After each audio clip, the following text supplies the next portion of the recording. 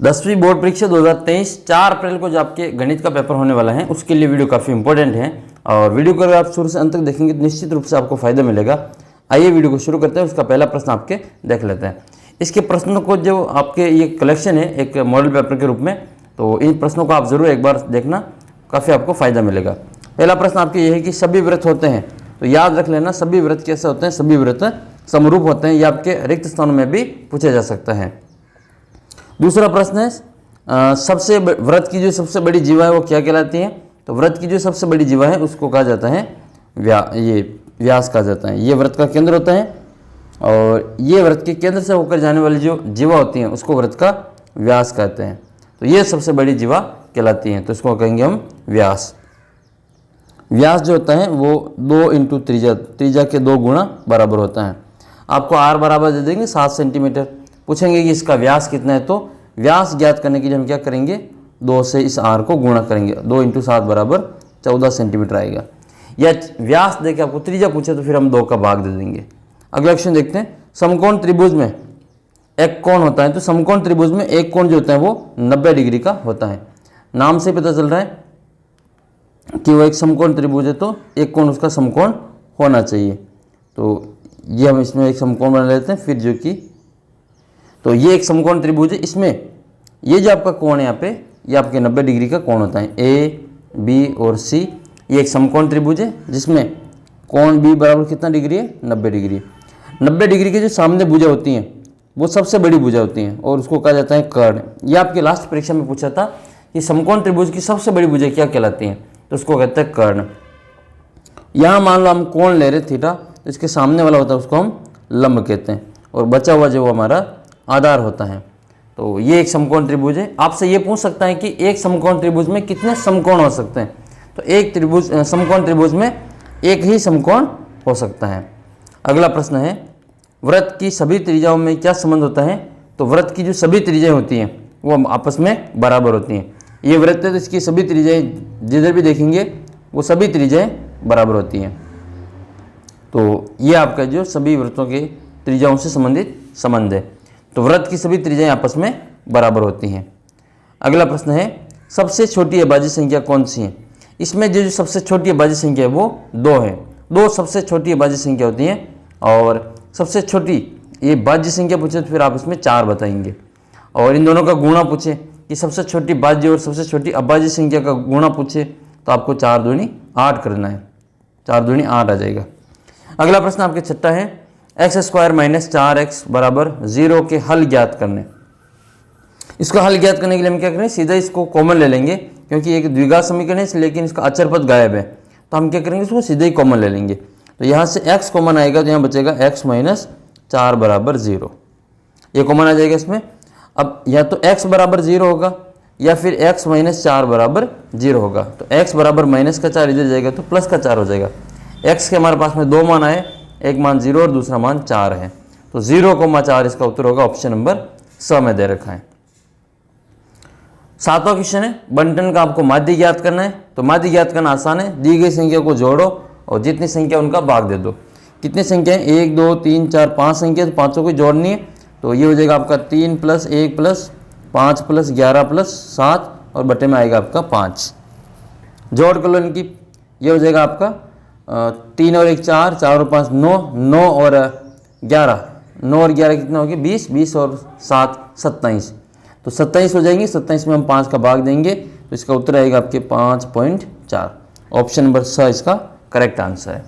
अगला प्रश्न आपके है एक पासे को फेंकने पर अंक 7 आने की प्रायिकता ज्ञात करनी है। आपको ध्यान होना चाहिए कि प्रायिकता जब हम ज्ञात करते हैं तो उसके अनुकूल परिणाम हमें पता होना चाहिए।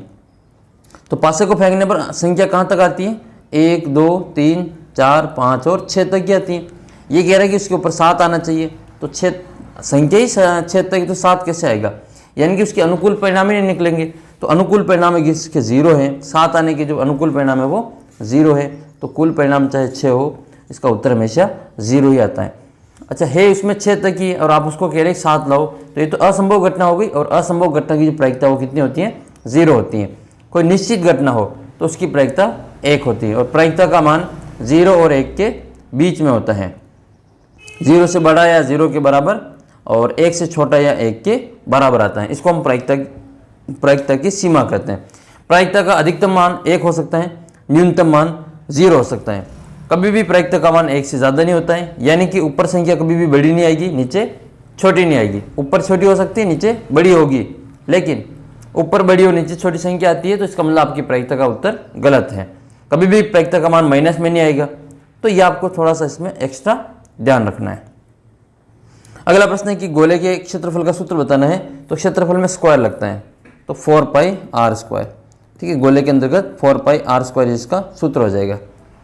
अगला प्रश्न, ये अर्धगोले का ये अर्धगोले का नहीं, अर्धगोले का ये पृष्ठीय क्षेत्रफल है, केवल वक्र पृष्ठीय क्षेत्रफल है। अगला प्रश्न आपके, और ये वृत्त का क्षेत्रफल। एक समांतर श्रेणी दे रखी है, 1 -2 -5 -8, इसका आपको सार्वंतर ज्ञात करना है। ये इसका पहला पद है, ये इसका दूसरा है, ये इसका तीसरा, ये चौथा पद है। आपको ज्ञात करना है सार्वंतर d बराबर पहला दूसरे पद में से पहला पद को घटाना है। दूसरा पद कितना है, -2 है, फिर माइनस सूत्र का और पहला पद 1 है। तो जब हम माइनस करेंगे तो -2 और -1 -3 होगा। उत्तर आएगा इसका पहला ऑप्शन -3। इसका सार्वंतर ज्ञात करना 1 3 5 7 का, तो वही सेम, ये A1 A2 ये A3 ये A4। जब हमें d ज्ञात करना होगा तो हम A2 - A1 करेंगे। दूसरा पद कितना है, 3, इसमें से 1 घटा 2, 3 में से 1 घटाएंगे तो 2। उत्तर आएगा आपके 2 आ जाएगा। अगला प्रश्न पूछें कि समांतर श्रेणी के n पदों का योगफल का सूत्र क्या है। तो समांतर श्रेणी के n पदों का जो योगफल होता है उसके 2 सूत्र होते हैं। जब पहला पद और अंतिम पद दे रखा हो तो हम SN वाला सूत्र लगाते हैं डायरेक्ट, और अगर d का मान दे रखा हो तो हम फिर d वाला सूत्र लगाते हैं। यहाँ जो दे रखा वो 1 दे रखा है, जबकि यहाँ पे अगर L होता तो फिर ये पहला पद और अंतिम पद हम ये वाला लगा देते, लेकिन ये वाला नहीं होगा। अब हमारा जो सूत्र बनेगा ये वाला है। ठीक है, ये SN बराबर n/2 कोष्टक 2a + n-1 × d, ये गुणा है ना, यहाँ पे गुणा इंटू d, और ये an बराबर a + n-1 × d, यह इसका nवा पद है। ये nवा पद है, इसको अच्छी तरह से देख लेना। ये पहला पद है, ये दूसरा पद है, ये तीसरा पद है। किसी समांतर श्रेणी का पहला पद 2 है और सार्वंतर 3 है, तो वह समांतर श्रेणी क्या होगी। पहला पद अगर आपके पास में 2 है और d का मान कितना है, 3 है, तो दूसरा पद याद कर लेंगे। दूसरा पद A2 बराबर पहला पद प्लस d जोड़ेंगे तो 2 + 3 बराबर 5 आएगा। यानी कि पहला पद 2 है और दूसरा पद कितना आएगा, 5 आएगा। 2 5 किस में, 2 5 केवल 1 में दिखाई दे रहे हैं, इसका मतलब अपना उत्तर फर्स्ट ऑप्शन हो जाएगा। एक द्विघात बहुपद के शून्यकों की संख्या कितनी होती है। तो जितनी घात होती है उसके उतने ही शून्यक प्राप्त होते हैं। ये द्विघात है तो इसके फिर 2 ही शून्यक प्राप्त होंगे। ये अगर त्रिघात होता है, यहाँ पे त्रिघात तो 3 घात होती है, फिर इसके 3 शून्यक आते हैं। और ये अगर एक घात वाला होता है, जिसको हम एक घात वाले को क्या कहते हैं, रेखिक कहते हैं। तो रेखिक बहुपद की अगर आपको घात पूछे तो रेखिक बहुपद की घात हमेशा 1 होती है और इसके शून्यकों की संख्या भी 1 हो जाएगी। तो इसका जो उत्तर है फिर 2 घात वाले के लिए, द्विघात वाले के लिए 2 होगा और त्रिघात वाले के लिए 3 होगा और रेखिक बहुपद के लिए आपके 1 उत्तर आएगा। अगला प्रश्न है कि इसमें ABC का मान ज्ञात करना है। ये एक द्विघात समीकरण, आपको द्विघात समीकरण का मानक रूप याद होना चाहिए। यहाँ पे लिख लेते हैं द्विघात समीकरण का मानक रूप। तो मानक रूप में जो द्विघात समीकरण होती हैं वो हमेशा उसी रूप में आपको दिखाई देती हैं। वो होती है ax² + bx + c बराबर 0, जहाँ पर a ≠ 0। यहाँ पर है जो इस a का मान 0 नहीं होना चाहिए। अगर a 0 हो जाएगा तो फिर ये द्विघात समीकरण बचेगी नहीं है, तो फिर रेखिक समीकरण रह जाएगी। तो a का मान 0 नहीं होना चाहिए। तो इसमें आपकी तुलना करने पर ABC का मान बताना है। a का तुलना करने पर 2 है, b के साथ में 3 है और c की जगह पे 4 है। तो 2 3 4 ऑप्शन नंबर A इसका करेक्ट आंसर है। अगला प्रश्न आपके सबसे छोटी अभाज्य संख्या, वापस रिपीट हो गया ये, सबसे छोटी अभाज्य संख्या हो जाएगी आपके 2। नेक्स्ट है पाई के मान की जो गणना है वो किसके द्वारा की गई थी। तो पाई के मान की गणना आर्यभट्ट के द्वारा की गई थी और इसमें आपको याद रखना है पाई का जो मान होता है वो 3.14 लेते हैं, लेकिन ये पूरा मान नहीं, ये अधूरा मान है। तो हम केवल शॉर्ट में 3.14 लेते हैं। ये अपरिमेय संख्या है। पाई किसी संख्या है, पाई एक अपरिमेय संख्या है। इसका जो दशमलव प्रसार है वो अशांत है और अशांत के साथ में भी अनावर्ती है, आवर्ती नहीं होती है। तो जो अपरिमेय संख्या होती है उसको हम p बटा q के रूप में नहीं लिख सकते। या दूसरी तरफ बात करें तो उसकी जो दशमलव प्रसार है वो अशांत अनावर्ती होता है। तो जिन भी संख्याओं का दशमलव प्रसार अशांत अनावर्ती होता है उसको हम अपरिमेय संख्या कहते हैं। जैसे पाई है, फिर आपके √2 है, ये √3 है, जिसका हम वर्गमूल पूरा नहीं ज्ञात कर सकते, वो सभी आपकी अपरिमेय संख्या के रूप में ही जानी जाती हैं। अगला प्रश्न देखते हैं, वृत्त का क्षेत्रफल का सूत्र क्या है? तो वो हो जाएगा आपका πr²। वृत्त का क्षेत्रफल का मतलब वो जो वृत्त बना हुआ है वो कितनी जगह में बना हुआ है, ये वृत्त कितनी जगह में बना हुआ है, ये इसका क्षेत्रफल है। और एक होता है परिधि, तो परिधि में हम क्या करते हैं, इसके एक चक्कर लगाते हैं। ये वृत्त है, यहाँ पे इसका केंद्र है O, यहाँ से यहाँ तक की दूरी त्रिज्या है, ये P बिंदु है। कोई अगर व्यक्ति इस दौड़ता हुआ इसके पूरे चारों ओर एक चक्कर लगा ले, P तक वापस आ जाए, तो उसकी परिधि के बराबर होता है। तो इसकी परिधि के ये बराबर हो जाएगा। तो ये 2πr जो है वो परिधि है और πr² इसका क्षेत्रफल है। अब आपसे पूछे कि इसका जो अर्धवृत्त मान लो, ये अर्धवृत्त देख लेते हैं, ये अर्धवृत्त, इस अर्धवृत्त की परिधि कितनी है, परिमाप कितना है? तो देखो अर्धवृत्त में यहाँ से यहाँ तक तो ये जो दूरी है वो तो आधा वृत्त हो जाएगा। ये कितना होगा, 2πr का आधा हो जाएगा πr, यहाँ तक तो हो जाएगा आपका πr। फिर आपको यहाँ से यहाँ तक आना पड़ेगा, तो यह यहाँ तक r+r है, तो ये कितना हो जाएगा आपके 2r, तो πr+2r हो जाएगा। अर्धवृत्त की आपको परिधि पूछे तो πr+2r होगा, r बाहर कॉमन निकाल लेंगे तो π+2 इसका आंसर आएगा, या πr2r भी सही है। तो अर्धवृत्त पूछे तो πr+2r करना है, बाकी पूर्ण वृत्त में आपको 2πr करना है। अगला प्रश्न देखते हैं, त्रिज्यखंड का क्षेत्रफल का सूत्र बताना है। वही सेम है, त्रिज्यखंड का क्षेत्रफल θ/360 इंटू θ/360 इंटू ये हो जाएगा क्षेत्रफल है तो πr²। इसको हम काटेंगे, हाँ इसमें थोड़ी मिस्टेक है ऑप्शन में, तो इसका जो आंसर वो इस प्रकार रहेगा θ/360 इंटू πr²। और आपको चाप की लंबाई पूछे तो फिर यहाँ पे πr² की जगह पे 2πr कर देना है। अगला प्रश्न देखते हैं, वृत्त की त्रिज्या अगर 7 सेंटीमीटर है तो इसका क्षेत्रफल आपको ज्ञात करना है। r बराबर कितना है, 7 सेंटीमीटर है। क्षेत्रफल का सूत्र होता है πr²। पाई का मान 22/7 इंटू r का मान 7 × 7 कर देंगे, 7 का स्क्वायर 7 × 7, एक साथ से एक साथ कट जाएगा, तो 22 × 7 जब हम निकालेंगे तो 22 आती 154 आता है। ऑप्शन अ इसका करेक्ट आंसर हो जाएगा। अगला क्वेश्चन आपके ये द्विघात बहुपद का आपको शून्य ज्ञात करना है। देखो द्विघात बहुपद का शून्य ज्ञात करने के लिए आप गुणनखंड विधि का में ले सकते हैं। सबसे पहले इसके गुणनखंड करेंगे तो ये आएगा आपके x² + 7x + 10। अब गुणनखंड करने तो इस 7 के ऐसे टुकड़े करें जिनको जोड़े, इसे 10 के ऐसे टुकड़े करें जिनको जोड़े या घटाए तो 7 आ जाए और गुणा करने पर 10 आ जाए, तो 5 दूनी 10 हो जाएगा और 5 और 2 7 हो जाएगा। तो ये आ जाएगा आपका x² + 5x + 2x + 10। तो ये आएगा आपके x कॉमन निकाल लेते इसमें से, x + 5 और इधर से कॉमन निकाल लेते 2, तो x + 5 बचेगा। जो कॉमन है इसको हम एक बार लिखेंगे और जो बाहर कोष्टक में लिखे हुए हैं उसको एक कोष्टक में बंद करेंगे। x + 2 और x + 5। शून्य ज्ञात करें तो इनको 0 के बराबर लिखेंगे, तो ये आ जाएगा x + 2 = 0, x = -2। इसी प्रकार से x + 5 = 0, यानी कि x = -5। तो इसके शून्य के x = -2, x = -5 आएंगे।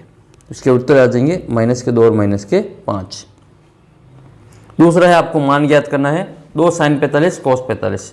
देखो sin 45 का मान 1/√2, cos 45 का मान भी 1/√2। sin 45 cos 45 का मान बराबर होता है, तो ये लिखेंगे हम इसको 2 × sin 45 का मान लिखेंगे 1/√2 इंटू cos 45 का मान भी 1/√2 लिखेंगे। यहाँ पर √2 से √2 2 बन जाएंगे, तो 2/2 = 1 इसका उत्तर आएगा। तो इसका उत्तर आ जाएगा आपके 1। यूक्लिड विभाजन विधि से आपको HCF ज्ञात करना है। सबसे पहले तो आपको ये जानकारी होनी चाहिए कि यूक्लिड विभाजन विधि का उपयोग किसके लिए किया जाता है, तो आपके HCF ज्ञात करने के लिए किया जाता है। 210 और 55 का आपको HCF ज्ञात करना है, तो यूक्लिड विभाजन विधि में हम बार बार भाग देते हैं। भाग तब तक देते रहते हैं जब तक कि लास्ट में 0 नहीं आ जाए। तो शेषफल 0 नहीं आए तब तक भाग इसमें देते रहना होता है। और इसको किस प्रकार से करते हैं आइए समझ लेते हैं। यहाँ पर 210 और 55 दो नंबर है, एक को हम ले लेते हैं, ठीक है, और एक इसमें 210, बी है इसमें 55। तो ये हो जाएगा आपका a बराबर बी क्यू प्लस आर। इस प्रकार से हम इसमें लिखते हैं मान। अगर ये मान जो मान निकाल रहे हम ये इस रूप में लिखा जा सकता है, और ये r का मान अगर 0 आ जाता है तो लास्ट में जिसको हम भाग देंगे b का भाग, तो वो हमारा HCF हो जाएगा। तो सबसे पहले इसमें बड़ी संख्या कौन सी है 210, तो ये तो हो जाएगी आपकी a और b हो जाएगी आपके 55। तो यहाँ पर a बड़ा है और b छोटा है, तो हम a में भाग देंगे b का, तो ये भाग दे देंगे हम 55 में 210, 55 का 210 में 3 बार भाग जाएगा 165, माइनस करेंगे तो 45 आएगा। यानी कि इस 210 को हम क्या लिख सकते हैं, 210 को लिख सकते हैं 55 b इंटू क्यू, यानी कि कितनी बार भाग है 3 बार प्लस 45। तो यहाँ पर 45 0 के बराबर नहीं है, तो अब हम भाग देंगे वो 45 का देंगे। 45 का भाग किस में देंगे, जिसका भाग जो लास्ट बार दिया था उसमें। तो 45 का भाग देंगे हम 55 में। तो अब हम वापस इस 55 को लिखेंगे 45 इंटू 1 प्लस 10, क्योंकि 45 का भाग 55 में एक बार जाएगा, 10 बचेंगे, 10 वापस है जो 0 के बराबर नहीं है। तो हम वापस इस 45 को लिखेंगे, 45 को हम क्या लिखेंगे 45 को लिखेंगे 45 में भाग देंगे अब 10 का, तो 10 का भाग जाएगा 4 बार। तो यह हो जाएगा आपका 10 इंटू 4 प्लस कितने बचेंगे 5 बच जाएंगे। वापस 5 0 के बराबर नहीं है, तो अब वापस हम 5 का भाग देंगे, या 5 बचेंगे, तो 5 का भाग जिसका लास्ट में दिया था 10 में उसका देंगे। तो 10 में भाग देंगे, तो 10 को हम क्या लिखेंगे 10 को लिखेंगे हम, ये 2 बार भाग जाएगा 10 बार, और शेषफल इसमें 0 है। तो ये हो जाएगा आपके b का मान तो इसमें 5, तो 5 इंटू भाग कितने बार 2 बार गया, प्लस शेषफल कितना है 0। शेषफल यहाँ पे 0 है, यहाँ पर r बराबर 0 है। तो लास्ट बार जिसका हमने b का मान जो था, लास्ट बार b का मान 5, वो हमारा HCF होगा। तो ये हमारा HCF, तो HCF बराबर कितना आ जाएगा इसमें 5 आ जाएगा। तो इस प्रकार से आप तब तक भाग देते रहेंगे जब तक कि शेषफल 0 नहीं आ जाए। अगला प्रश्न है आपके इसमें जिसमें आपको अब्बाजी गुणनखंड विधि से आपको इसमें लघुत्तम और महत्तम ज्ञात करना है। तो गुणनखंड विधि से भी हम देख लेते हैं कि अब्बाजी गुणनखंड विधि से लघुत्तम और महत्तम कैसे ज्ञात करेंगे। तो संख्या जो दे रखी है आपको 12, 15 और 21 दे रखी है। तो 12, 15 और 21, 12, 15 और 21। सबसे पहले हम 12 के गुणनखंड करते हैं। तो 12 के गुणनखंड करेंगे तो सबसे पहले 2 का भाग देंगे 6 बार, फिर 2 का भाग देंगे 3 बार, 2 का नहीं जाएगा अब 3 का देंगे, 3 में 1 बार। फिर 15 के करेंगे तो 15 में 2 का नहीं जाएगा, 3 का देंगे 5 बार, और 5 में 5 का जाएगा 1 बार। 21 में देंगे 2 का नहीं जाएगा, 3 का देंगे 7 बार, और 7 में 7 का 1 बार। तो इसको हम यहाँ पे लिख लेंगे 12 बराबर क्या लिख सकते हैं 2 गुणा क्या लाएगा इसमें 3, और फिर 15 में हम क्या लिखेंगे 3 इंटू 5, और 21 में लिखेंगे हम 3 इंटू 7। HCF क्या होता है, HCF का मतलब ये होता है कि जो तीनों में कॉमन हो। जो तीनों में कॉमन क्या है, तो तीनों में कॉमन हमारे पास में 3, तो जो तीनों में कॉमन हो वो लिखेंगे। तो तीनों में कॉमन 3 है तो 3 लिख लेंगे। और क्या कॉमन है, और कोई कॉमन नहीं है। अब आपको ज्ञात करना है LCM। तो LCM में जो तीनों में कॉमन है उसको तो लिखा ही जाता है, जो बची हुई संख्या है 2, 2, 5 और 7, इसको भी गुणा में लिखा जाता है। तो ये हम लिख लेंगे LCM बराबर 3 इंटू, यह आ जाएगा आपका 7 इंटू 5 इंटू 2 इंटू 2। तो ये हो जाएगा आपका 7 या 21 इंटू 5 दूनी 10 इंटू 2। तो ये हो जाएगा आपका 21 को 2 से गुणा कर दो 42, यानी कि 420, ठीक है। 10 से गुणा करेंगे तो 420 आ जाएगा। तो HCF तो आया इसमें आपके 3, और LCM कितना है आपके 420। उत्तर की जांच करनी है तो फिर आपको वो सूत्र लगाना पड़ेगा, A इंटू बी बराबर LCM इंटू HCF। ये 4 चीज़ें हैं, इसमें से 3 दे देंगे, चौथी चीज़ आपको ज्ञात करनी होगी। तो पक्षांतर करके फिर ज्ञात कर लेना। व्रत की परिधि किसे कहते हैं, तो व्रत के चारों ओर एक चक्कर लगाने में जो तय की गई दूरी है उसको व्रत की परिधि के बराबर माना जाता है। अगला प्रश्न है आपके 8वां। एक घड़ी के मिनट की सुई द्वारा 20 मिनट में केंद्र पर अंतरित कोण ज्ञात करना है। आपको याद होना चाहिए घड़ी की जो मिनट की सुई है, घड़ी की मिनट की सुई वो एक मिनट में 6 डिग्री का कोण बनाती है, जबकि ये अगर आपके घंटे की सुई हो, ये तो है मिनट की सुई, मिनट सुई है जो 1 मिनट में 6 डिग्री का कोण बनाती है। और घंटे की सुई की बात करें तो घंटे की सुई 1 मिनट में आधे डिग्री का कोण बनाती है। तो थोड़ा सा इसको ध्यान रखना है, मिनट की सुई तो 1 मिनट में 6 डिग्री का कोण बनाएगी और घंटे की सुई आधा डिग्री का। तो ये मिनट की सुई के द्वारा 20 मिनट में बनाए गए कोण का मान ज्ञात करना है। तो 1 मिनट में कितने डिग्री का कोण बनेगा? 6 डिग्री का। आपको ज्ञात करना है 20 मिनट का।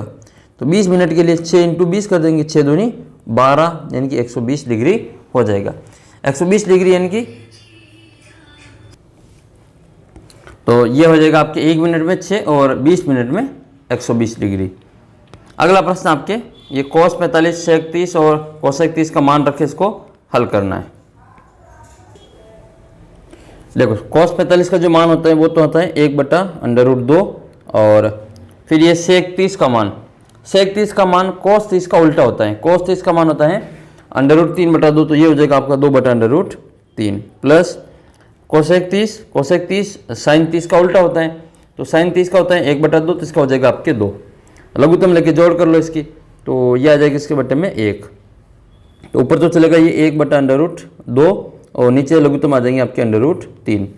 यह आएगा आपके 3 का भाग 3 में एक बार जाएगा, तो 1 को 2 से करेंगे तो 2 प्लस 1 का भाग √3 में √3 बार, √3 को हम गुणा करेंगे 2 से, तो ये आएगा आपके 2/√3।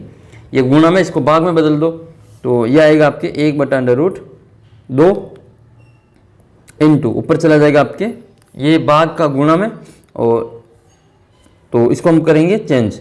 ये नीचे वाली जो √3 है वो ऊपर चला जाएगा और ऊपर वाला ये नीचे आ जाएगा, तो ये आएगा आपका √3/2 प्लस 2/3।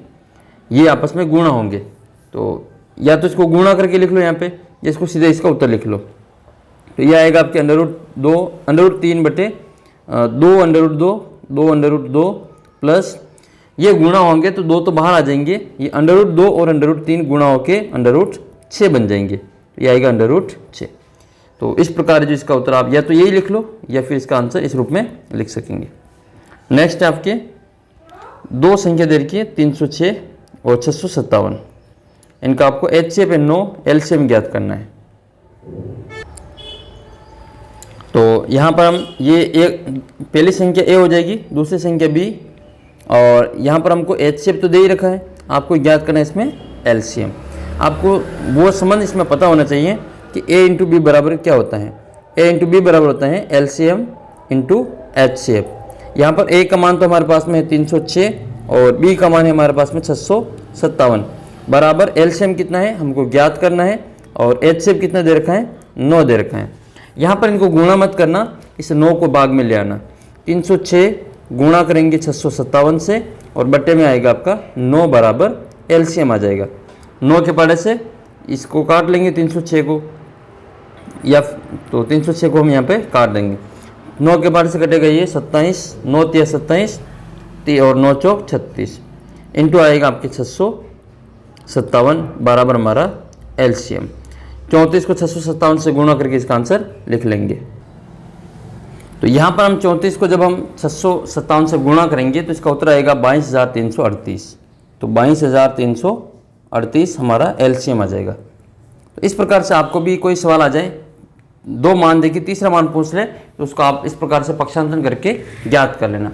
अब आपको मान लीजिए LCM दे दें और आपको पहली संख्या दूसरी संख्या दे दे और HCF पूछे तो भी आपको ऐसे ही करना है, उसका उत्तर 9 आ जाएगा। या ये LCM HCF दे दे और 657 दे दे और पूछे कि A का मान ज्ञात करो, तो भी ऐसे ही करना है। अगला जो प्रश्न आपके समांतर श्रेणी का आपको 10वां पद ज्ञात करना है। मोस्ट इंपोर्टेंट सवाल है ये, इसको देख लेना आप अच्छी प्रकार से। 10वां पद ज्ञात करने के लिए हम क्या करेंगे, पहले इसमें A का मान देखेंगे, A बराबर 2 है, ये A2 है, ये A3 है और ये Nवां पद, N का मान इसमें 10 है। तो पहले D ज्ञात करेंगे, सबसे पहले इसमें D ज्ञात कर लेते हैं। D क्या होता है, पहला पद हो जाएगा इसमें आपके 2 और D बराबर होगा आपके A2 - A1। A2 का मान कितना है, यहाँ पे 7 है और 7 में से हम पहला पद घटाएंगे 2, तो कितना आ जाएगा आपका 5 आ जाएगा। n बराबर कितना है 10 है और an बराबर आपको ज्ञात करना है। तो यहाँ पर हम nवां पद का सूत्र लगाएंगे। nवां पद का सूत्र होता है an बराबर a plus n minus 1 into D. तो यहाँ लिखेंगे nवां पद बराबर a plus n minus 1 into D.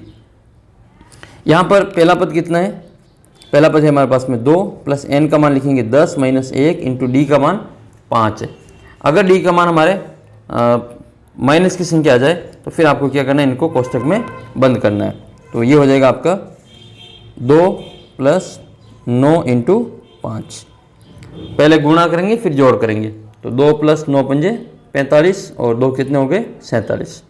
तो ये इसका 10वां पद है। तो 10वां पद कितना आएगा, इसका 47 आ जाएगा। इस प्रकार से आपको सभी सवालों को हल करना है। अगला सवाल आपका इसमें निम्न बंटन सारणी की संचयी बारंबारता सारणी आपको तैयार करनी है। तो पहले ये आड़ी सारणी, इसको हम खड़ी सारणी के रूप में बनाएंगे, फिर इसकी संचयी बारंबारता सारणी भी बनाते हैं। तो संचयी बारंबारता सारणी बनाने के लिए वापस इसकी खड़ी सारणी बनाएंगे, वर्ग अंतराल और बारंबारता वैसे वैसे लिखेंगे। फिर एक नया कॉलम और बनेगा जिसको हम लिखेंगे संचयी बारंबारता। इसको हम शॉर्ट में लिखते हैं CF। ये CF ज्ञात करने के लिए पहला जो नंबर है उसको वैसे वैसे लिखा जाता है, 2 के 2 ही लिखेंगे। फिर अब इसमें हम तिरछा जोड़ेंगे, 2 को जोड़ेंगे 10 में, कितना हो जाएगा 12, 12 को जोड़ेंगे 25 में, जो हो जाएगा 5 और 2 7, 2 और 1 3, 37। फिर 37 में जोड़ेंगे 12, तो ये हो जाएगा आपका 7 और 2 9, 3 और 1 4। 49 में 1 जोड़ेंगे तो ये हो जाएगा 50, 50 में 2 जोड़ेंगे तो 70 हो जाएगा। यानी कि ये जो लास्ट में 70 आया है वो इन सभी की जोड़, इस बारंबारता की जोड़ होती है। तो इसको हम यहाँ पर जोड़ करके भी बता सकते हो, इस F की जो जोड़ है वो 70 आएगी। तो इस प्रकार से आपको संचय बारंबारता सारणी बना लेनी है। और आगे हम बारंबारता ज्ञात कर, ये माध्यक ज्ञात करते हैं, तो फिर इसका n/2 करते हैं, यानी कि 35 से ठीक बड़ी संचय बारंबारता हमारे पास में 37 है, तो हमारा जो माध्यक वर्ग है वो फिर 20 से 30 हो जाएगा। फिर इससे हम माध्यक वर्ग से माध्यक ज्ञात करते हैं। अगला क्वेश्चन है आपके 13वां क्वेश्चन है।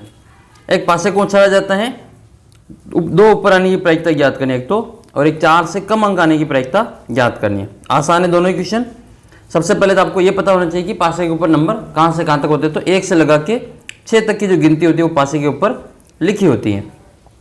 ये इसके 6 टोटल रिजल्ट आ सकते हैं। तो कुल परिणाम कितने हो जाएंगे, तो कुल तो हो जाएंगे आपके 6। आपको सूत्र लिखना है अनुकूल परिणाम बटे कुल परिणाम, और कुल संख्या आपको नीचे लिखनी है। जो पूछेगी कि 2 ऊपर आने की प्रायिकता, तो 2 कितनी बार आ सकता है, इसमें से 2 एक बार ही आ सकता है, तो वो आ जाएगा आपका 1। तो 1/6 इसका आंसर आएगा।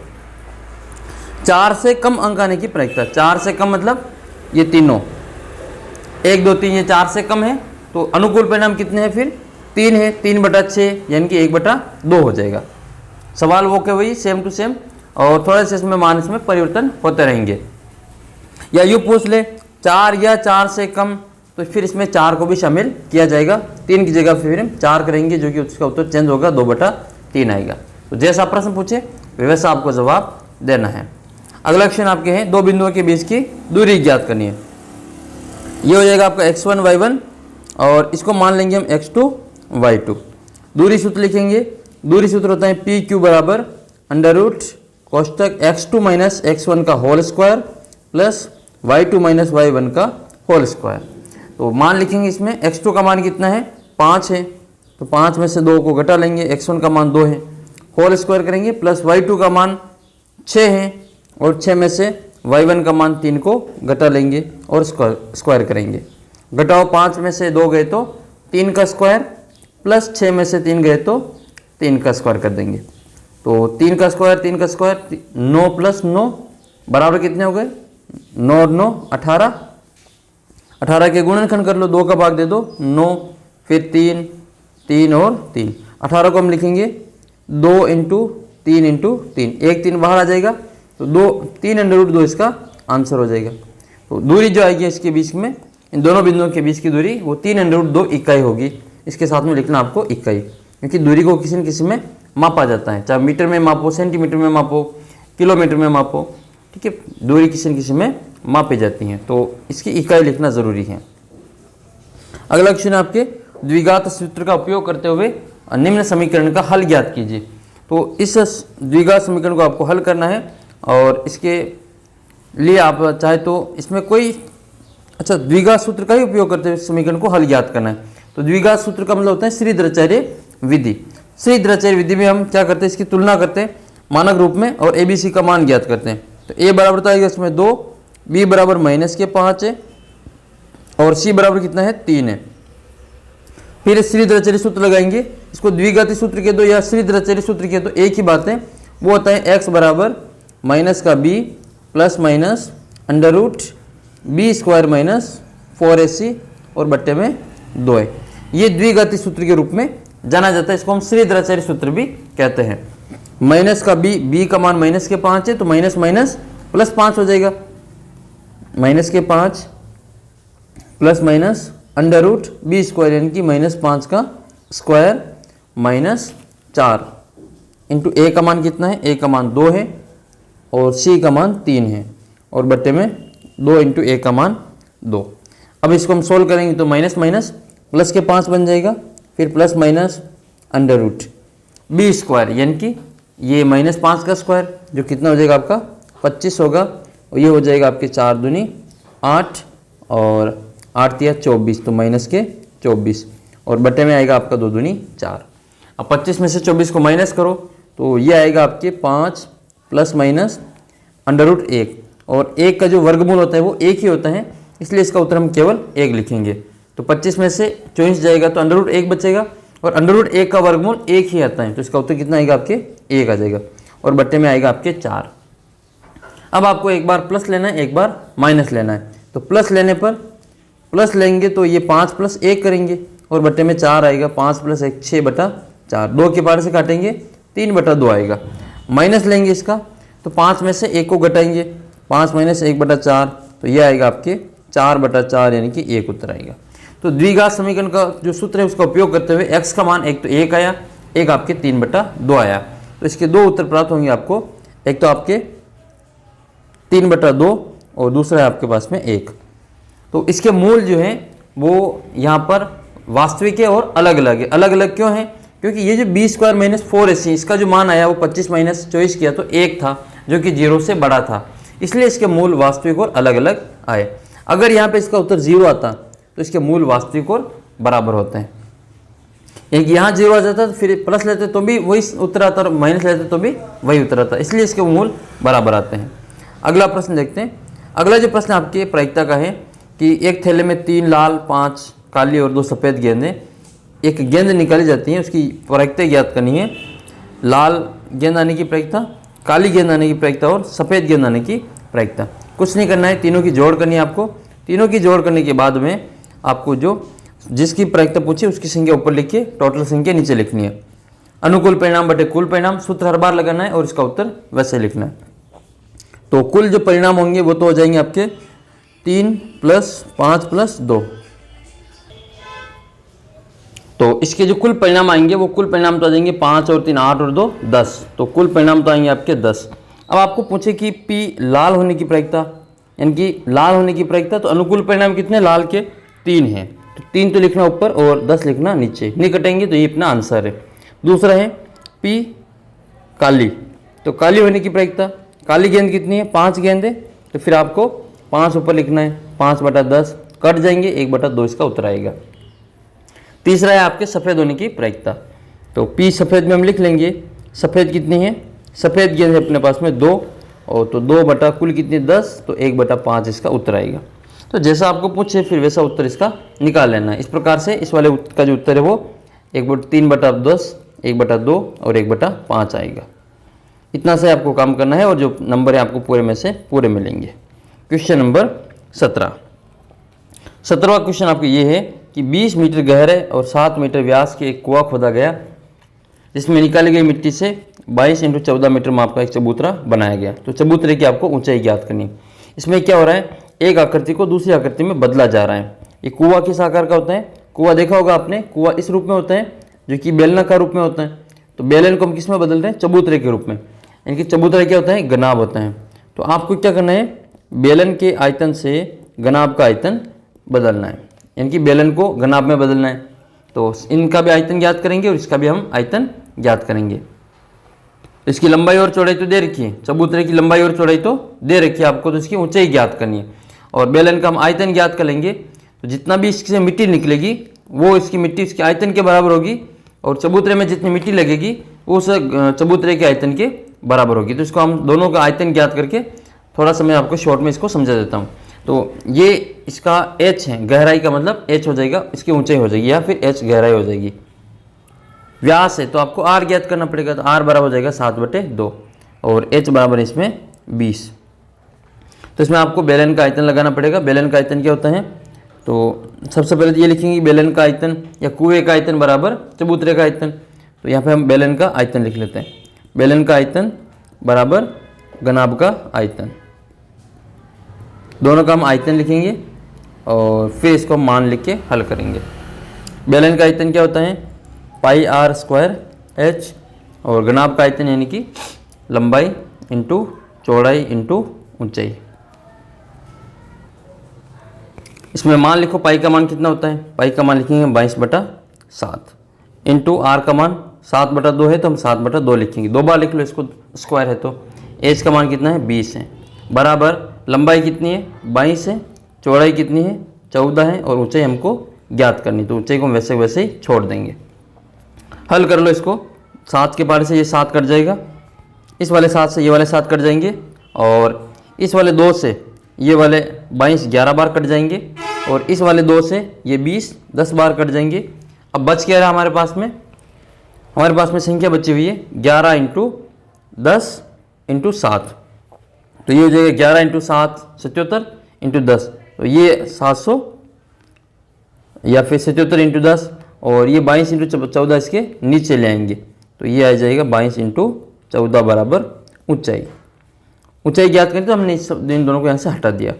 ये 22 और 77 11 के पार से काटेंगे, तो ये कितनी बार कटेगा आपके, 77 कटेगा आपके 7 बार, 11 के पार से 7 बार, और ये कटेगा आपके 2 बार। फिर 2 और 7 से 14 और 10 कट जाएंगे, तो इनको भी हम काट लेते हैं। 2 के पार से 2 कटेगा 1 बार, और ये 10 कटेंगे 5 बार। 7 के पार से 7 कटेंगे 1 बार, और 14 कटेंगे 2 बार। संख्या क्या बचेगी, ऊपर 5 और नीचे बचेंगे 2, उत्तर आएगा आपके 2.5। ये मीटर में दे रखा था, तो उत्तर आपके आ जाएगा मीटर। इस प्रकार से कुएं की जो या चबूतरे की जो ऊंचाई है वो 2.5 मीटर आ जाएगा।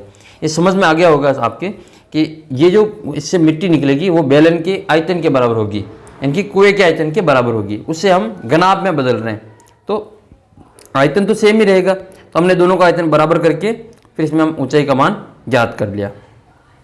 अगला प्रश्न है फिर आपका, ये आपके रचना वाले प्रश्नावली का है। 7.5 सेंटीमीटर लंबे रेखाखंड को आपको 1:4 में विभाजित करना है। नेक्स्ट क्वेश्चन आपके क्वेश्चन नंबर 18, आलेखी विधि से इसको हल करना है, यानी कि ग्राफ के द्वारा इसको आपको हल करना है। ग्राफ से हल करने के लिए आपको सारणी बनानी पड़ेगी, टेबल, तो अकेला करना पड़ेगा। x + y = 15 है, तो ये x + y = 15 है। हम क्या करेंगे, x बराबर ये 15 - y कर लेते हैं। अब यहाँ पर हम y का मान लिखेंगे समीकरण 1 में, y बराबर 1 2 3 4 अपनी मर्जी पर जो संख्या लिखो और x का मान ज्ञात करो। जैसे y बराबर लिखे, मान लो 4 5 लिख लिए, y बराबर 5 लिखने पर कोई भी ले सकते हैं, ज़रूरी नहीं 5 ही लो, क्योंकि संख्या फिर इस 15 को हम छोटा कर रहे हैं, तो जितना हम x का मान बड़ा लेंगे उतना ही जो y का मान छोटा आएगा। तो 15 माइनस यहाँ पे 5 हो जाएगा, तो x का मान कितना आएगा आपके 10 आ जाएगा। चाहे y का मान 6 ले लो, तो ये हो जाएगा आपका x बराबर 15 - 6 बराबर y का मान 9 आएगा, x का मान 9 आ जाएगा। तीसरा y का मान और कोई ले लो, जैसे 7 ले लो, 8 ले लो, तो ये x बराबर हो जाएगा 15 - 8 बराबर 7। तो x y के तीनों मान आ गए, इसको हम सारणी में बंद कर देंगे। यहाँ पर एक सारणी बना के x और y के रूप में लिख लेंगे इसको, यहाँ ऊपर x और यहाँ नीचे y। जब हमने y बराबर 5 लिखा तो x का मान कितना आया था, x का मान आया था 10। y बराबर 6 लिखा तो x का मान आया था 9। y बराबर 8 लिखा तो x का मान कितना आया, 7 आया। इसी प्रकार से आपको दूसरी जो समीकरण है x - y बराबर 1, इसको सोल्व करना है। तो x - y बराबर 1, तो हम x बराबर लिखेंगे 1 + y। हम y को इधर इसलिए लाए, ये माइनस में थे, इसको प्लस में बदल दिया। अब y का मान लिखेंगे, x का मान आएगा। y बराबर 1 लिखें तो x बराबर आ जाएगा 1 + 1 बराबर 2। y बराबर 2 लिखें तो x बराबर आएगा 1 + 2 = 3। y बराबर 3 लिखे, 4 लिखे, जो भी मर्जी वो लिख लेना, 3 लिख लेते हैं। x बराबर आ जाएगा 1 + 3 = 4। अब ये दोनों आपको समीकरण में बना ली, इन दोनों को हम टेबल में लिख लेंगे इस प्रकार से। फिर इसको हम ग्राफ में बनाएंगे x और y। x बराबर जब हम y बराबर 1 लिखा तो x का मान 2 आया, y बराबर 2 लिखा तो x का मान 3 आया, इसका 3 लिखा तो x का मान 4 आया। ये दोनों समीकरण बन गई है, इनके ग्राफ में इनको दर्शा देंगे। तो सबसे पहले आपको ग्राफ निकालना है, इसमें आपको लाइन खींचनी है आड़ी और एक खड़ी लाइन, बीच में 0 0, फिर दोनों तरफ भेजो मिलान कर लेनी है। अगला क्वेश्चन आपके 5 sin 17 cos 73, 2 cos 67, sin 23 और sin 15 और cos 75। देखो इन सभी को हल करेंगे तो ये पूरक सूत्र लगेगा इसमें। sin थीटा बराबर क्या होता है, cos 90 - थीटा। यानी कि अगर हम sin 17 की बात करें तो sin 17 को हम क्या लिख सकते हैं, cos 90 - 17। 90 में से 17 को घटाएंगे तो ये cos 73 बचेगा। sin 17 को हम cos 73 भी लिख सकते हैं। sin 37 को sin 30 को हम cos 67 भी लिख सकते हैं और sin 15 को हम cos 75 भी लिख सकते हैं। तो इस प्रकार से हम सभी को चेंज कर देंगे, ये साइंस वाला cos वाला इससे कट जाएंगे। ठीक है, बचेगा क्या, 5 + 2 - 6 बचेगा। ठीक है, तो ये 5 2 7 - 6 करेंगे तो बराबर इसका उत्तर आएगा आपके 1। ठीक है, इसको आप अच्छी प्रकार से देख लेना, हो जाएगा ये। अगला क्वेश्चन आपके 2 sin 45 cos 45। sin 45 का मान और cos 45 का मान बराबर होता है। sin 45 का मान होता है √2, cos 45 का भी मान होता है √2। √2 से √2 गुणा हो जाएगा तो √2 × √2 = 2 होता है। तो ये इसका उत्तर आएगा आपके 2/2, यानी कि इसका आंसर 1 आ जाएगा। अगला क्वेश्चन देखते हैं। एक किसी बाहरी बिंदु से वृत्त पर खींची गई स्पर्श रेखा की लंबाई 12 सेंटीमीटर है और आपको इसमें वृत्त की त्रिज्या दे रखी है 5 सेंटीमीटर। तो वृत्त के केंद्र से इसके बाहरी बिंदु के बीच की दूरी ज्ञात करनी है। सबसे पहले तो इसकी आपकी आकृति बनाना आ जाएगी, फिर आप आयतोगोरस प्रमेय लगा के हल कर लोगे। सबसे पहले इसकी आकृति बनाएंगे। एक वृत्त है हमारे पास में ये, जिसकी त्रिज्या कितनी है, इसकी त्रिज्या है हमारे पास में 5 सेंटीमीटर। ये हमें दे रखा है 5 सेंटीमीटर का एक वृत्त है और इसकी जो स्पर्श रेखा है उसकी लंबाई कितनी दे रखी है, 12 सेंटीमीटर। तो वृत्त की त्रिज्या और उसकी जो स्पर्श रेखा होती है वो 90 डिग्री का कोण बनाती है। तो यहाँ पर आपको जो 90 डिग्री का कोण बनाते हुए एक लाइन खींचनी है। ये जो हमने लाइन खींची वो बाहर बिंदु है, कोई P मान लेते हैं बाहर, इसका सेंटर है O और यहाँ पर बिंदु है Q। ये PQ इसकी स्पर्श रेखा है जिसकी लंबाई हमको दे रखी है 12 सेंटीमीटर। आपको ज्ञात करना है वृत्त के केंद्र से बाहरी बिंदु के बीच की दूरी, यानी कि O से P के बीच की दूरी। तो O को हम P से मिला लेते हैं और इसकी जो दूरी है वो हम ज्ञात कर लेते हैं। अब आप ध्यान से देखेंगे OPQ, ये जो त्रिभुज है OPQ, ये एक समकोण त्रिभुज है। समकोण त्रिभुज में वही पाइथागोरस प्रमेय लगेगी और ये 90 डिग्री का कोण है यहाँ पे, क्योंकि त्रिज्या और जो स्पर्श रेखा होती है 90 डिग्री का कोण बनाती है, लंबवत होती है। तो इसकी जो सामने वाली भुजा होगी वो कर्ण हो जाएगी, ये सबसे बड़ी भुजा है। आपको लंब और आधार दे रखा है, कर्ण ज्ञात करना है। तो कर्ण ज्ञात करने के लिए कर्ण स्क्वायर बराबर आधार स्क्वायर प्लस लंब स्क्वायर लगाएंगे। आधार कितना है 12, तो 12 का स्क्वायर प्लस लंब त्रिज्या 5 है तो 5 का स्क्वायर करेंगे। 12 का स्क्वायर 144 प्लस 5 का स्क्वायर 25 बराबर चल रहा है हमारा k का स्क्वायर, यानी कि कर्ण का स्क्वायर। जब हम इसको सोल्व करेंगे तो 144 और 25 को जब जोड़ेंगे तो कर्ण स्क्वायर बराबर आएगा आपका 169। जब हमको k का मान ज्ञात करना हो तो केवल इसको अंडर रूट में ले आएंगे। अंडर रूट 169 किसका है, वर्गमूल, तो ये आ जाएगा आपके 13 का वर्गमूल है। तो 13 के वर्ग कितने, 169, और वर्ग पूछे तो ये 169 के वर्गमूल है 13 और 13 का वर्ग पूछे तो 169।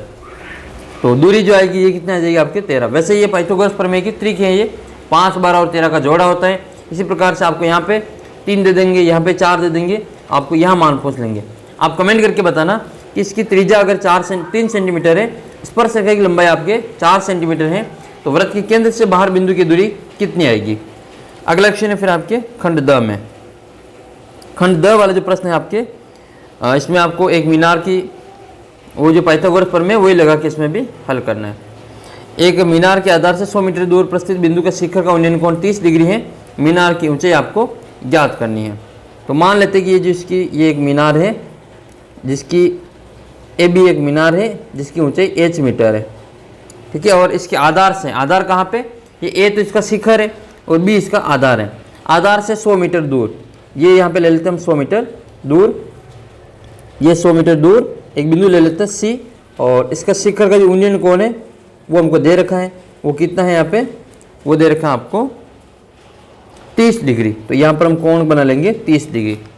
आपको इस मीनार की ऊंचाई ज्ञात करना है। दे क्या रखा है आपको, आधार दे रखा है और आपको लंब ज्ञात करना है। कोण के सामने लंब होता है, तो आधार और लंब किस में आते हैं, आधार और लंब आते हैं आपके लाल कक्का में LAL KKA।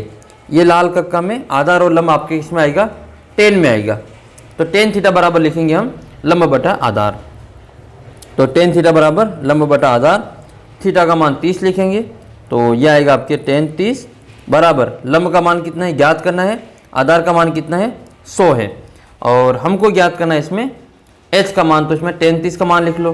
टेन 30 का मान कितना होता है, वो होता है 1/√3 बराबर h बटा 100। h का मान ज्ञात करना है, 100 को यहाँ से हटा दो, 100 को इधर भाग में ले आओ, भाग से गुणा में ले आओ, तो ये आ जाएगा आपके h बराबर 100/√3, इसका आंसर आ जाएगा। फिर आपके एक सवाल है 24वां सवाल, उसमें त्रिभुज का क्षेत्रफल ज्ञात कीजिए जिसके शीर्ष आपको ये दे रखे हैं। तो त्रिभुज का क्षेत्रफल ज्ञात करना बहुत ही आसान है। ये इसके हम x1 y1 मान लेंगे, इसको हम x2 y2 कर लेंगे, ये हमारा x3 y3 हो जाएगा। अब आपको त्रिभुज का क्षेत्रफल ज्ञात करना, तो त्रिभुज के क्षेत्रफल का आपको सूत्र लगाना है। सूत्र होता है आपके त्रिभुज का क्षेत्रफल बराबर 1/2 mode x1 कोष्टक y2 minus y3 plus x2 कोष्टक y3 minus y1 plus x3 कोष्टक y1 minus y2, और फिर इसको मोड में बंद कर देना है। 1/2 बाहर चलेगा, इसमें हम मान लिखेंगे। x1 का मान कितना है, 1 है, तो ये 1 हम बाहर लिख लेंगे, 1 कोष्टक y2 का मान कितना है, 6 है, तो 6 माइनस y3 का मान माइनस के 5 है, तो माइनस माइनस प्लस 5 हो जाएगा, प्लस x2 कितना है, माइनस का 4, तो कोष्टक में बंद करो -4 को, और y3 का मान लिखेंगे माइनस में 5, और माइनस y1 कितना है 1, प्लस x3 कितना है माइनस के 3 है, y1 कितना है 1 है, माइनस y2 कितना है 6 है। इसको हम कोष्टक में बंद करके मोड लगा लेंगे। यह आएगा आपका 1/2 कोष्टक 1 × 5 + 6, तो 5 और 6 को जोड़ो 11 हो जाएंगे, तो इसका उत्तर कितना आएगा आपके 11 × 11 प्लस ये है आपके माइनस के 4 और माइनस के, इन दोनों को जोड़ कर लेंगे तो माइनस के 6 हो जाएगा। माइनस के 4 और माइनस के 6 को जब हम गुणा करेंगे तो 6 चौक 24 इसका उत्तर आएगा, प्लस 1 में से 5 जाएगा, 1 में से 6 जाएगा, तो माइनस के 5 बचेंगे, और माइनस के 5 को हम गुणा करेंगे माइनस के 3 से, तो माइनस के 15 आ जाएगा। अब इन दोनों को, तीनों को जोड़ करके 2 का भाग लगाना है, तो 1/2 मोड करेंगे इसको, ये कोष्टक में बंद कर लेते हैं इसको, तो 1 और 4 5 और 5 10 का 0 हासिल का 1 और 2 3 और 1 4 और 1 5, तो ये 25 आ जाएगा, और 25 में यानी कि 50 आ जाएगा, 50 में 2 का भाग देंगे तो इसका उत्तर आएगा आपके 25 वर्ग इकाई। इस प्रकार से आपका जो त्रिभुज का क्षेत्रफल आ जाएगा। तो ये आपको त्रिभुज के क्षेत्रफल में ज्ञात कर लेना है। अगला क्वेश्चन देखते हैं। वीडियो समझ, ये सवाल समझ में नहीं आया तो इसको थोड़ा सा वापस बैक करके देख लेना, समझ में आ जाएगा। अंतिम क्वेश्चन देख लेते हैं जिसमें आपके बहुलक पूछा गया है, तो इसका आपको बहुलक ज्ञात करना सीख लेना है। बहुलक में क्या होता है, सबसे बड़ी बारंबारता देखते हैं। सबसे बड़ी बारंबारता 25 है, तो ये हमारा बहुलक वर्ग हो जाएगा। तो बहुलक वर्ग क्या होगा इसमें 58 से 61, ये हमारा बहुलक वर्ग है, जिससे L बराबर हो जाएगा आपके 58, ये हमारा F1 है, F1 बराबर 25, ये हमारा F0 है, F0 बराबर 20, ये हमारा F1 है, F2, और F2 का मान कितना है 10 है। फिर आपको ज्ञात करना है H, तो 61 में से 58 को माइनस कर देंगे, तो 61 में से 58 को माइनस करेंगे तो 3 इसका H हो जाएगा। फिर आपको बहुलक का सूत्र लगाना है। बहुलक का सूत्र होता है Z बराबर L plus F1 minus F0 बटे 2 F1 minus F0 minus F2 into H। ये आपको इसके नीचे लिखना है, मैं आपकी जगह नहीं इसलिए सामने लिख रहा हूँ, इसको सही प्रकार से कर लेना। 58 प्लस यहाँ पर F1 का मान कितना है 25 माइनस F0 कितना है 20 बटे 2 इंटू 25 माइनस 20 माइनस F2 का मान कितना है 10 है, इंटू कितना आ जाएगा आपके 3 आ जाएगा। सबसे पहले ऊपर हम 58 की 58 ही लिखेंगे, प्लस 25 में से 20 को घटाएंगे तो 5 आएगा, और 5 को हम गुणा करेंगे 3 से, बटे में 25 दूनी 50 आ जाएगा, माइनस 20 और 10 जोड़ेंगे तो 30 हो जाएगा। ये हमारा आंसर आएगा। फिर आगे जोड़ कर लो पहले इनकी, 58 प्लस 5 दिया 15, बटे इसमें कितने बचेंगे 20 बच जाएंगे, यानी कि 5 के बार से काट लो इसको, ये 3 बार कटेगा और ये 4 बार कटेगा। 3 में जब हम 4 का भाग देंगे तो ये आएगा 0.75, तो ये आ जाएगा आपके 58 प्लस 0.75, तो उत्तर जो आएगा आपके 58.75 इसका उत्तर आ जाएगा। तो ये था आपके एक मॉडल पेपर जो आपके 4 तारीख के लिए काफ़ी इंपॉर्टेंट रहेगा ये पेपर। वीडियो को बार बार देख लेना, इसके कई सारे प्रश्न आपको पेपर में देखने को मिलेंगे। थोड़ा सा आज आपको चेंज लगा होगा वीडियो के अंदर, तो लगातार वीडियो के बनाने के कारण जो मुंह में छाले हो गए, तो उसके कारण आपको थोड़ी सी ये असुविधा हुई होगी। इसके लिए हम निरंतर आपके लिए और प्रयास करेंगे आगे, और चैनल को सब्सक्राइब कर लेना है, ऐप को डाउनलोड कर लेना आप प्ले स्टोर पर जाके, ऐप का लिंक भी नीचे डिस्क्रिप्शन बॉक्स में दे रखा है। तो मिलते हैं आपको अगले वीडियो में, तब तक जय हिंद जय भारत।